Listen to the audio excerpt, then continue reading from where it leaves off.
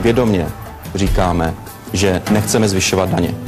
Ano, my víme, že na sebe klademe vyšší nároky, že by to bylo pohodlnější říci, že zvýšíme některé daně. Ale my jsme přesvědčeni, že to poslední, co potřebuje česká ekonomika v tomto stádiu obnovujícího se ekonomického růstu, je začít ten růst dusit vyššími daněmi.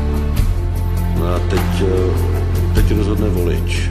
Za předpokladu, že bude rozhodovat TOP 09, nebudeme zvyšovat daně. Je to zbytečné, ekonomice to škodí.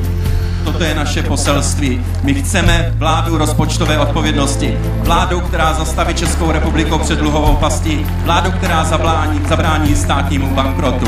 Jsem strašně rád, že jste tady přišli.